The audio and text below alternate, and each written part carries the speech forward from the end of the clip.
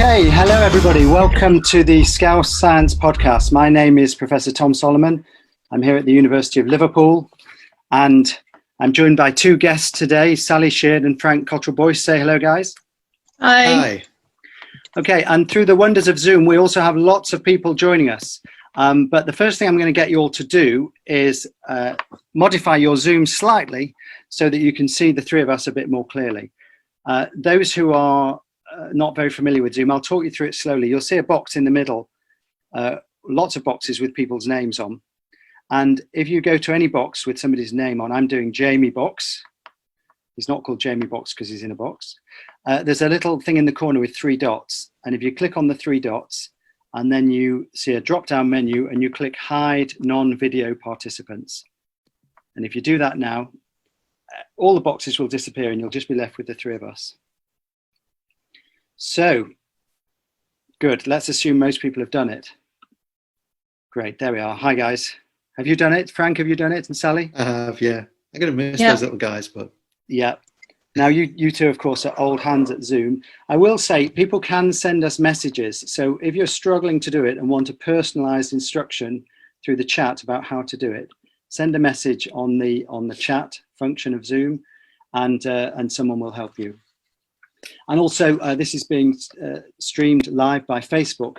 So people can send in messages by Facebook or via the chat function. And we're really interested to hear your comments, your questions. So do send them through to us. So this is the first Scouse Science Podcast. We thought it'd be fun to get together one of our great scientists at the University of Liverpool and one of our famous faces locally and have a chat. So that's exactly what we're going to do. First of all, let me allow them to introduce themselves. So Sally, first of all, just tell us a little bit about yourself. Hi, everyone. I'm Sally Sheard. I'm, how to start? I'm a health policy historian. I'm head of the Department of Public Health Policy and Systems at the University of Liverpool. And I'm the Andrew Geddes and John Rankin Chair of Modern History. Fantastic, thanks. And Frank? Hi, I'm Frank Cottrell Boyce. I'm a children's writer and a film writer. There you go. Great, brilliant. Now, again, just before we start, we'd like everyone to, so that we know the chat function is working, just send us in a chat message about where you're listening from. We're quite interested in where people are hearing us from. So let us know where you are, maybe even what you're up to. Now, Zoom, love it, hate it, but it's the only way we can operate at the moment. And this is our first podcast together. But I was going to ask you both, what's your favorite podcast, or what's the weirdest podcast you've come across? Sally first. I listen to two on a regular basis, This American Life and The Memory Palace, both of which I'd highly recommend. Memory Palace is brilliant, really short episodes. There was one they did a few weeks ago, which was called Stories to Wash Your Hands By, 20 minutes, 20-second stories. Absolutely fantastic. Great. Okay, we'll look out for those. And Frank, any podcasts you'd like to recommend or suggest we avoid? I listen to This American Life as well. I also use the Duolingo podcasts, which are great, really helpful. And of late, since lockdown, I've become completely addicted to the More or Less podcast and its daughter podcast. They're both done by Tim Hartford, which is 50 Things That Made the Modern World. Right, great. Well, lots of things for us all to listen to there.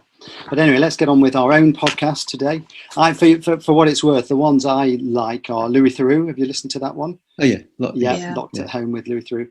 And the coronavirus newscast on BBC with the Laura Koonsberg and others. And I've appeared on that a couple of times as well, which was actually where I got the idea that this would be quite good fun to do. Okay. So let's start with Sally anyway. You are our scientist today. Now, most people, when they think of science, they think of people in white coats in laboratories, and you're a social scientist. And I was quite keen to get you on the first one because I know it can be quite irritating that wet science, lab science, is the only thing people ever think of. So tell us a little bit more about what it is to be a social scientist, what it means. Well, I think you've started off on the right tack. Absolutely, Tom. Thank you very much. So modern science has three branches. There's natural sciences, social sciences, and formal sciences. And people talk about science as just being, the default is always it's natural science, it's biology, chemistry, physics. It's the stuff that my son does in his wet lab in Leeds wearing his white coat. It's the stuff you do, Tom, in your labs. Social science is the study of societies, and it is an equally important part. You cannot have one branch of science without having the others. You need all three legs of that tripod if you're going to have good knowledge, and that's what science means. It's the Latin word for knowledge. So social sciences, the sorts of terms that people will come across are sociology, psychology, economics, geography, and history. So I'm a history scientist. My colleagues, if they're listening, they'll be a bit puzzled if you're introducing me as a scientist, because it's not a word that's often associated with history. And so you talked about how important it is to have these different strands and how important the social science is to, I guess, ensure delivery of things that are learned in labs and in wards and hospitals. When it doesn't work out, give us examples where things have not, happened like they might have done because the social scientists weren't involved as they could have been or should have been. Because it's all, the truth is, for most of us scientists, I mean, I'm just about getting the hang of the kind of things you do. And that's why I was very keen to get you on first. But, if most of us are still struggling, give us examples of where it's done well or done badly. Well, we talked about this back in January when we launched the Centre of Excellence for Infectious Diseases Research in Liverpool. And I gave a presentation then. And I said, epidemics are not just biological, they're political, they're social, they're economic, they're cultural. And I think if you look back at how we've handled epidemics, pandemics in the past, you will see the absence of social science in the policy responses to those. So they bring in the traditional scientists from biology, they do transmission modelling of viruses, but what they don't do automatically is bring in the social scientists at the same time. So that's where we need to get better. I think that's what we can do with COVID-19. We're beginning to see that happening. Yeah, so I was going to ask you about that. I mean, we're in the middle of this pandemic. What have you been doing? What's been different for you, and how have you been helping address some of the problems with the pandemic? Well, my usual research projects are around the interface between policymakers and expert advisors. So this is perfect territory for me. And quite quickly after we realised that this was going to be something that would run for weeks, well, we were thinking weeks or months then, we put in a funding request to get funding to do a study on the policy dynamics of COVID-19. So that's one piece of work that I'm doing alongside the day job. The other thing I'm doing, which is absolutely fascinating, and it's a real privilege, is I'm working very closely with Matt Ashton, who is the Director of Public Health for Liverpool City Council. And traditionally, we had very close relationship between universities and local authorities when it came to public health, and we're beginning to rebuild that in Liverpool. And what I'm doing with Matt is I'm co-chairing a health intelligence group and making sure that we get the best intelligence through from all types of science into that local COVID response. And what difference is that making in practical terms? What does that mean is happening that might not otherwise be happening? It means that we are able to access all of the expertise we have locally in universities, not just Liverpool, but more broadly, particularly around things like modelling of transmission of diseases. We're also able to access researchers who we have working in our communities on a regular basis and say to them, look, we'd really like to go into some households and understand local people's reactions, responses to COVID. Can you help us get that sort of access? So it's freeing up, I think, some of the ways in which we generate new knowledge within our city. Yeah, thank you. Thanks. I was thinking back to, trying to underscore the importance of social science. I suppose people, often hear it said that in terms of medical science, if we just applied all the things we've already discovered, then the world would be a much healthier place. And that, what tends to happen is there's all these great discoveries, there's all these clinical projects, there's all this lab science. And in a sense, we know what we need to do. It's just, and the social science helps us do it. We know how to reduce lung cancer. We just need to stop people smoking. There's so many examples of that. And in some respects, social science is trying to make sure we apply some of the things we're learning. Is that a reasonable summary, would you say? it needs to go both ways. We need to apply lessons from social science and natural science, and vice versa. Policy making is a really messy business. That it's not a linear, natural thing that happens. You don't just get the evidence and then you get the policy. If you look at something like smallpox eradication, so they discovered in 1798 how to prevent smallpox, and it took nearly 200 years for smallpox to be eradicated worldwide. That's a really good example of where you've got the knowledge, but how do you mobilize that knowledge? We see that in so many different environments. So the best policy is the policy that is informed by all types of science, social science and natural science. Fantastic, thanks. Frank, what have you been doing since the lockdown began? Or since the outbreak began, the pandemic began? In a profound way, it's no change to me, because as my next door neighbour, your friend, said to me when I first moved in, so you've condemned yourself to a lifetime of homework. And I've had this kind of weird inversion where actually, because of the lockdown, I'm actually more accessible to people, because normally geography is a good way of pushing people away, saying, no, I can't come to Los Angeles because of this, or no, I can't go and visit your school in Southampton because it's too far away. And suddenly everybody, I'm very, very accessible. Kind of one thing that, crosses over with Sally is that at the very beginning of lockdown, I was talking about whether writers would want to write about the pandemic or not, because in a weird way, like, you always write about something exceptional, and the pandemic is happening to everybody. So we're all having that experience, and that's kind of democratic, but kind of weird as well. And somebody said to me, but you've already written a book about a pandemic, which I'd completely forgotten that I wrote a book called The Astounding Broccoli Boy a few years ago, which is about a viral pandemic in which two children are the heroes. And so I decided to read that on Instagram as a kind of Jackanory thing. Like, one thing that writers can do, and lots of writers and illustrators have done, is provide like free online creative writing. I've been doing creative writing lessons because I'm kind of aware of people who don't have gardens and how difficult it is to entertain your children if you don't have a garden. So I thought, I can do this. So I was doing creative writing lessons, and I was Jackanorying this story. And it was really, really interesting to see what you could imagine and what I had imagined, which was incredibly accurate. There was lots of lockdown, London was empty. There was even sections about animals coming back into gardens and stuff like this, but also what you couldn't imagine, what's unimaginable and what is imaginable. And I think the crossover with Sally is that when you're talking about policy, the greatest policy tool, the most powerful policy tool, is narrative, and right at the beginning. And so policy is a mixture of law, scientific innovation, but also of news, which is narrative. So right at the very beginning of this lockdown, we had images that were very familiar of panic buying and all that stuff, and they kind of seemed to be like the beginning of 28 Days Later or Contagion, a narrative that we're very used to, which is that, society is a veneer. You break the veneer, we'll all end up eating each other in 2 weeks.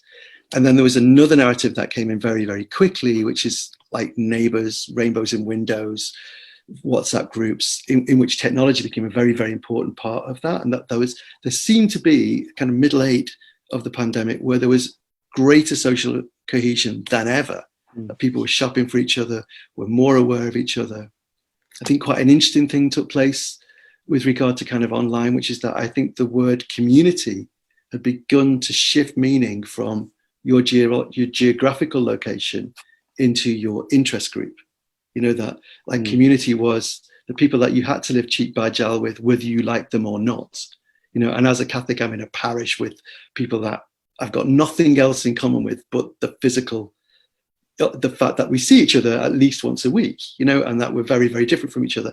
And community was coming to mean something which was a group of people online who all believe exactly the same thing.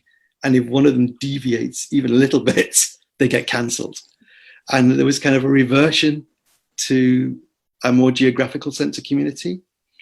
And then I think over the last few weeks, as people have realized that actually we're not all in this together, I think culturally the Cummings thing, however trivial the incident in itself was, has been a bit of a turning point in terms of the national mood and the narrative. I think the narrative is very, very important.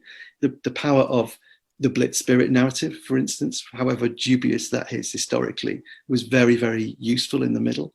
So I think the stories that we tell each other become very, very, very important, and who's telling those stories is important. And narrative as a tool of policy is something that I've thought about a lot.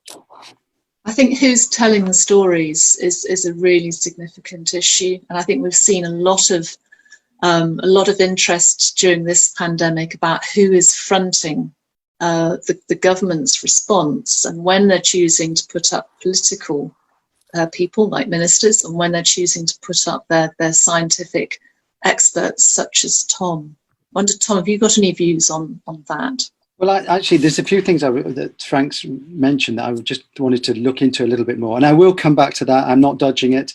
My brother, every time I appear, he sends me terrible text messages afterwards saying, why don't you just answer the question? And he doesn't understand that you can answer the question, but you sometimes want to frame it a little bit into a context rather than just a simple yes or no. So I promise I'll come back to that. And if I forget, remind me. But I just wanted to come back. So it was the Astounding Broccoli Boy, was it, the book? Yeah. Yeah. So what made you decide to write a book about a viral pandemic?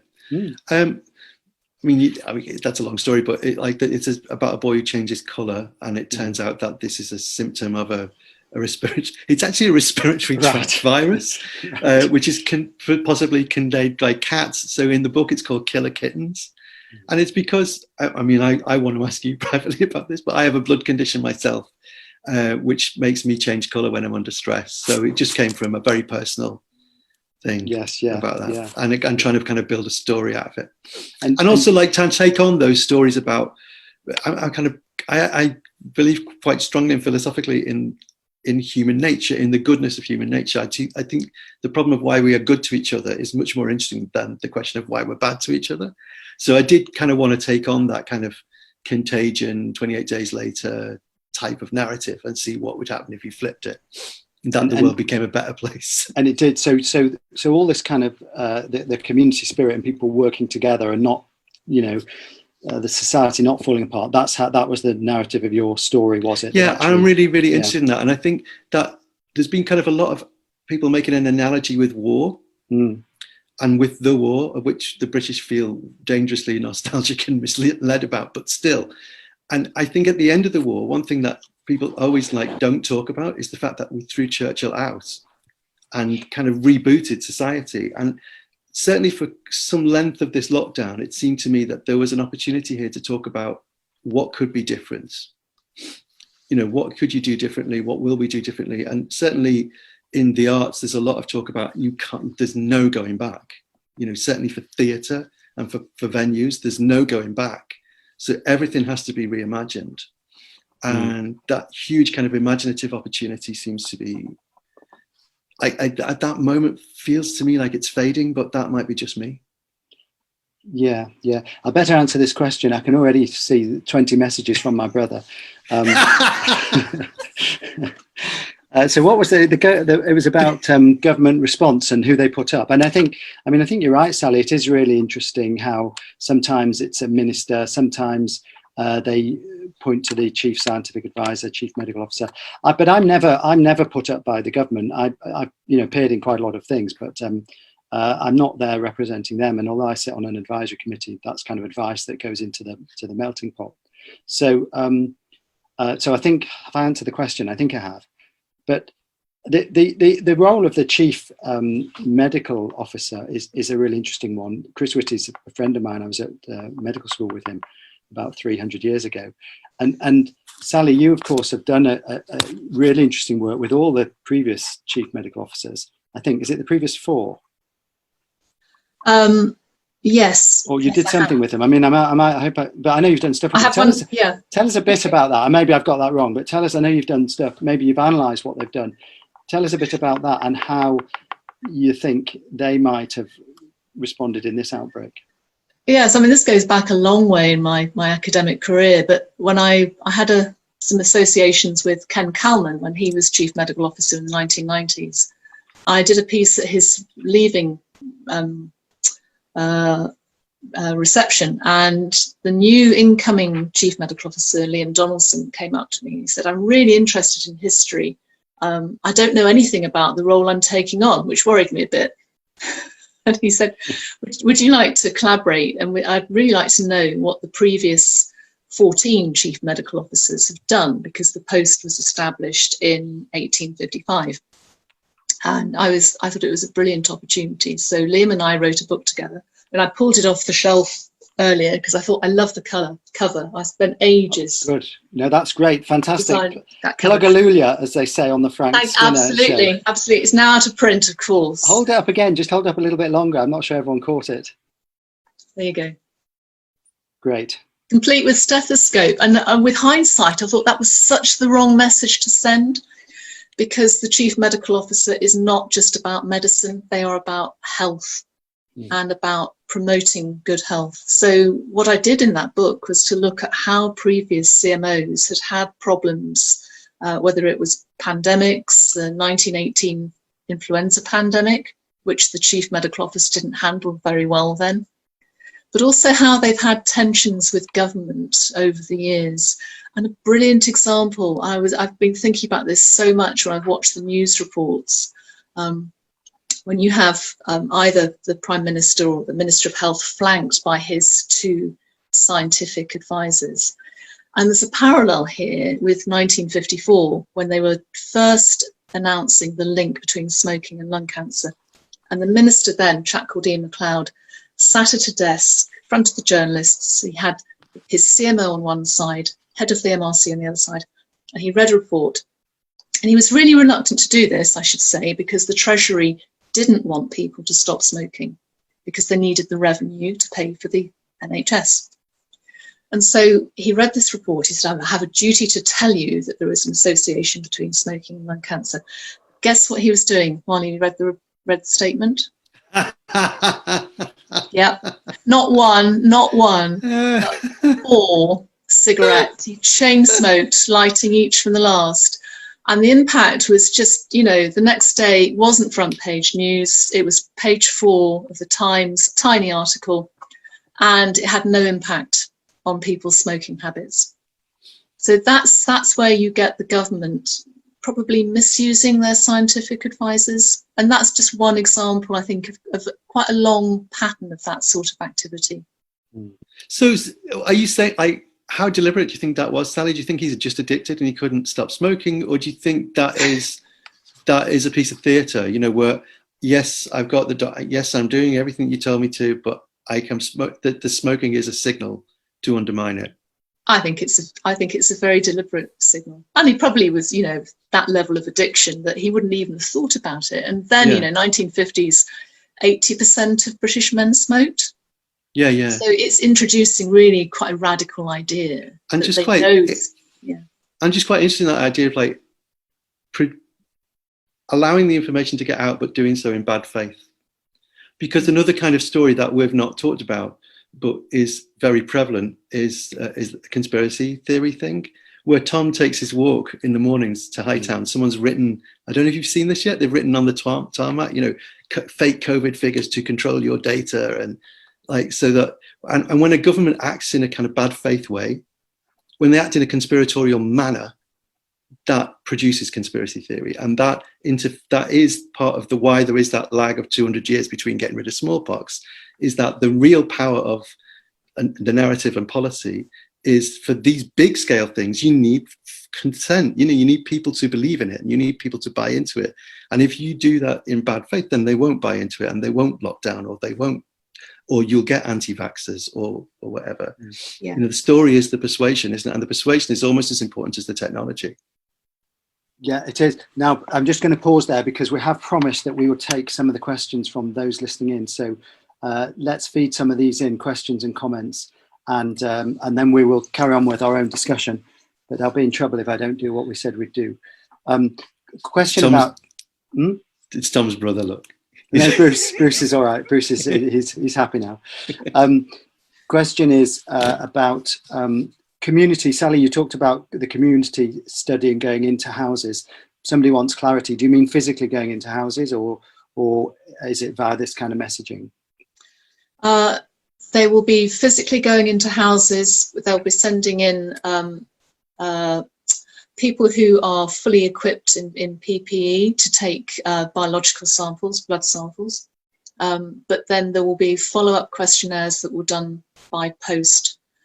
So we're absolutely, I want to reassure the person who sent that message in that we are abiding by all of the regulations when it comes to accessing individuals for our studies. Thank you very much. And a question for Frank about church closures. You've talked about communities, and obviously churches closing has a big impact on that. What are your thoughts on that, and how are people getting around that? Oh, that's been so interesting. I mean, like the church closure thing obviously impacts on older people quite hard, because that is where, I mean, personally, that's where I've kept an eye on the old people. You know, apart from the religious aspect of it, that is where there are old people who I take care to kind of say hello to and make sure they're there and wonder why they're not there. So that's kind of increased isolation. And also the churches generally usually have some kind of outreachy thing. So like I used to collect from our 2 bakeries, Waterfields and Satterthwaite's, and take them into the homeless shelter on a Friday. Obviously that had to stop because the bakeries themselves closed down. So there's all that kind of spin-off thing. You know, church is not just about worship. From the worship point of view, and this is another thing that's maybe not within the portfolio of this, but like church worship went online completely seamlessly. Like it was kind of very moving to see these very often quite elderly priests grasp the technology, take it online, and a kind of whole different kind of imaginative relationship with the technology happening almost straight away. Very, very, very quickly they adapted to that, and that was very moving, but kind of interesting as well, because I've got very, you know, as someone who's trying to write, you know, anyone who writes has a very conflicted relationship with technology, because on the one hand it's this amazing tool, and on the other hand it's this terrible distraction that gets you sucked into this daily circus and is very, very hard to control. And I'm very, very interested to hear what people think will change in our relationship with technology, because obviously this has been, in one sense, an incredibly benign, life-saving tool that we're using here and now. And on the other hand, it is the great propagator of all the conspiracies and a great kind of stirrer of the pot of anxiety. It's both a cure for isolation and a kind of promoter of isolation at the same time. Yeah, I think that's really interesting. What will go back and what will continue? I mean, Sally, what do you think? Our working practice has changed. I mean, for me, because I do some lab work, although my people who work with me would say they try and keep me out of the lab as much as possible, but I do at least have an excuse to come into the building. You know, in theory, many people could forever just work at home on the end of a computer, but what do you think will happen in the future? Do you think people will come back onto, you know, normal working practices? I hope there will be at least a partial return. I really value having that direct face-to-face contact with individuals. I find Zoom quite a challenge. I think it takes more concentration to do meetings, particularly big meetings by Zoom, because you've got that slight disconnect between pictures. You've got people looking directly at you. So I would like to see a mix, a hybrid. I really enjoy being on campus, and I think for universities it's important that we have those opportunities for the sort of serendipitous interactions. That's how you spark new ideas, new research projects, and that's how you have the most exciting conversations. But maybe that's something that we will be able to do through Zoom and other technology. What about for you, Frank? I mean, you as a writer, you spend a lot of time at home anyway writing. What will change in the future, do you think? For me? Gosh, I mean, I'm very, very comfortable with the whole Zoom thing in the sense that I hate being away from home. And I love being able to talk to schools that are far away. That's been a really wonderful experience for me. Although it's left me very unprotected. Like I said, geography's been a great barrier, like a great defense for me. It does leave you very vulnerable, and it's much harder to protect your writing time. From a religion point of view, that has been a pain, you know, because like, I don't mean a pain in the bum. I mean, like, it's been painful because the center of it is sacrament, and it's about presence, and it's about physically being somewhere. Like the Allegri Miserere was only ever played in the Sistine Chapel. If you wanted to hear it, you had to go to Rome and hear it. And there's still that, you can't really have the full experience without being there.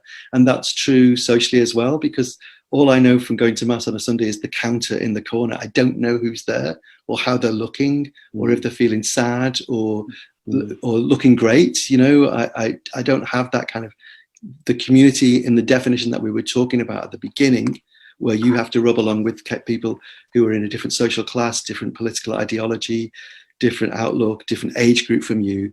I think the parish has kind of almost been the last bastion of that kind of community in Britain, because as we've sort of separated into gated suburbs, demographics, and settled into that, the parish has been a great challenge to that. And of course that goes, although it's quite funny, like I know that like there is a counter in the corner, and I know that my mum goes to Mass in like, that's the thing we're saying, like, go to Mass in, like, I've been going to Mass in Edinburgh, whereas my mum's been going to Mass in Overbury Street in Liverpool. And I know that she looks at that counter and tuts going, oh, a lot of people came late, or, oh, they left very early. And it's like, well, actually, no, that, she's just watching her eyes up in that corner all the time, watching the counter going.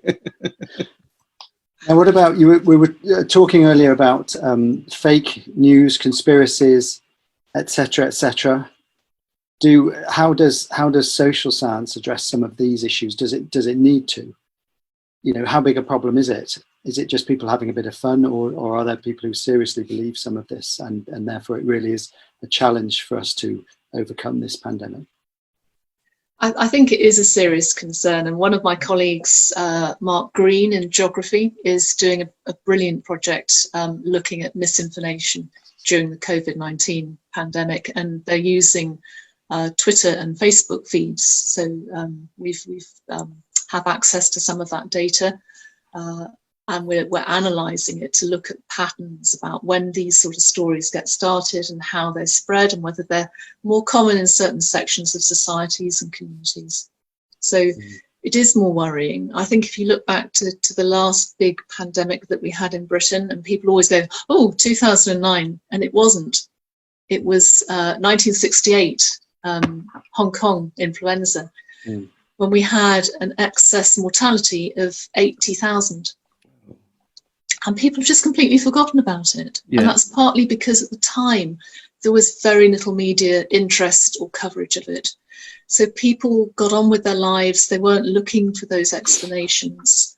And I think a lot of the fuel for the sort of misinformation, the fake news, is because people just want that constant buzz from hearing something new all the time, and they'll go and they'll follow Twitter feeds down all sorts of holes that will take them to places that probably aren't very reliable.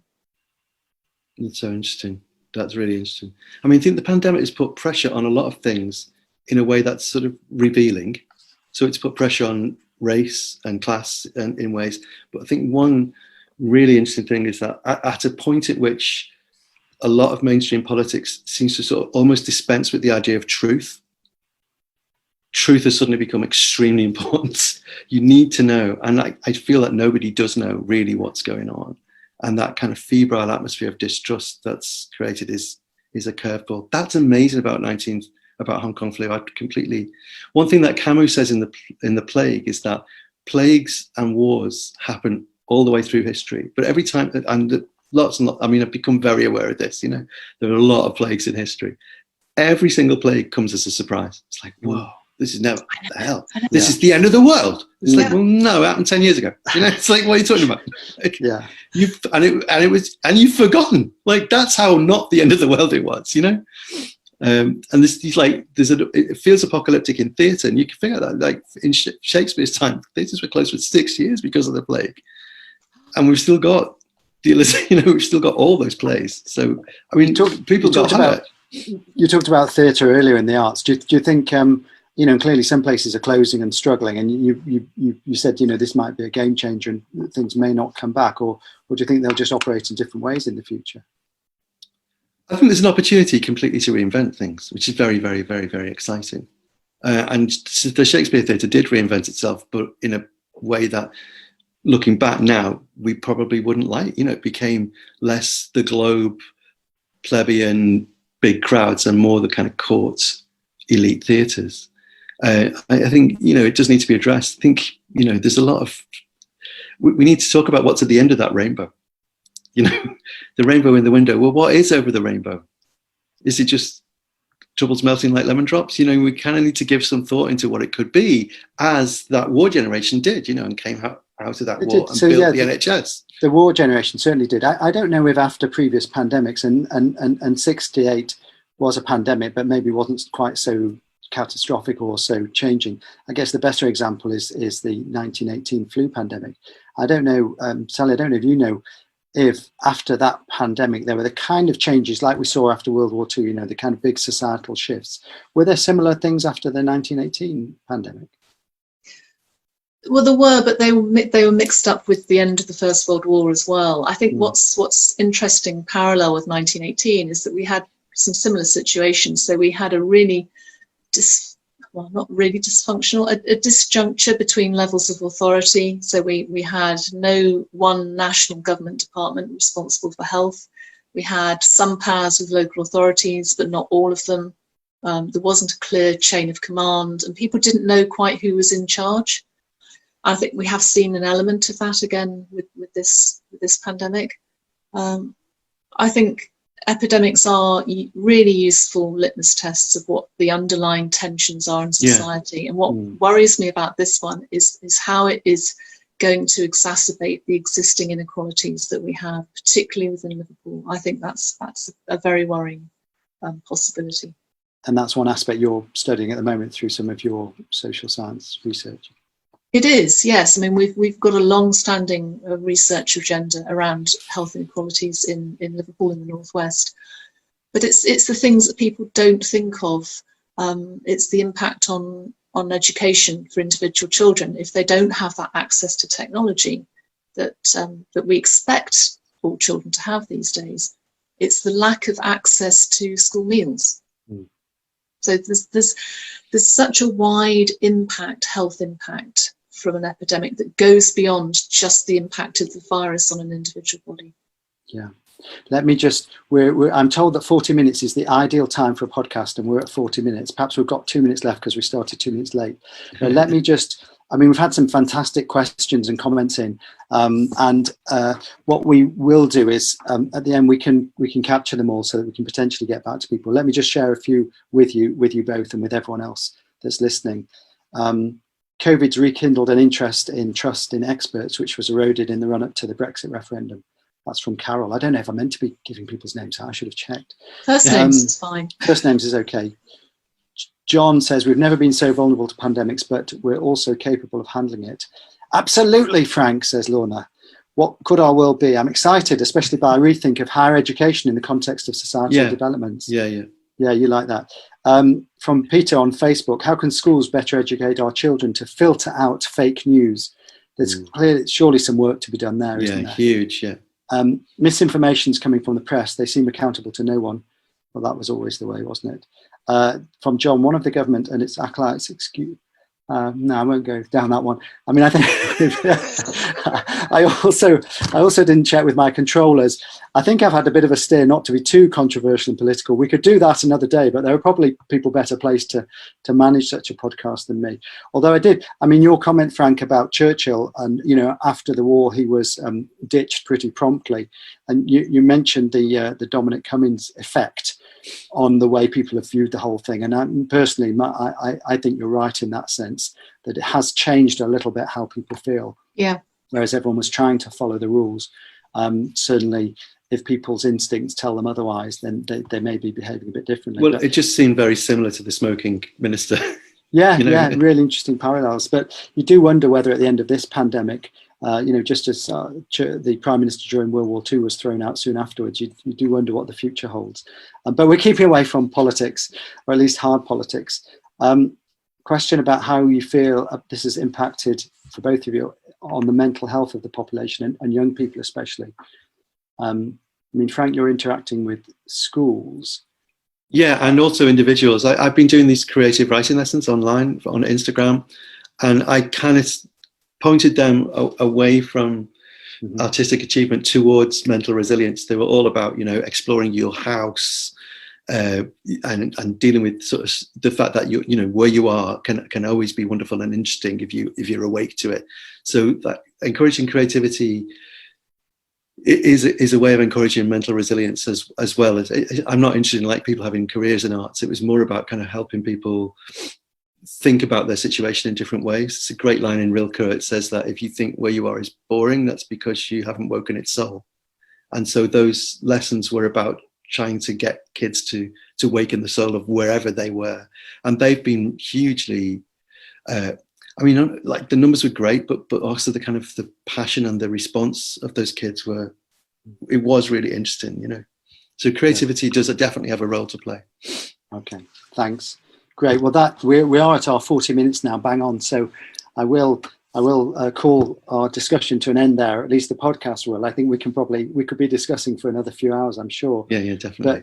But thanks both very much for joining me. I have some closing comments here. Firstly, I need to let everybody know that this has been recorded, and when the recording's available, people will be emailed so that they can share it with their friends. We'll be doing this again, I think. I had said if it was a total disaster, we won't do it again, but it feels to me like it's gone okay.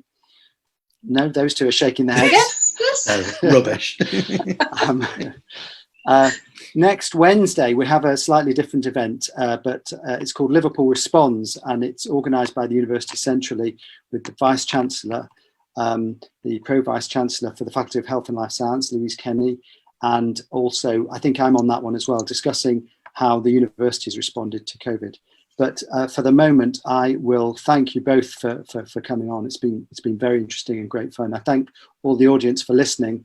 And if I was technologically able, I would now play out the closing music, but I don't think I am. But maybe one of the technical people will do that. Could we hum? We could all hum instead. Yeah. Oh, here we are. It's going to have a go. Let's see if the music comes in.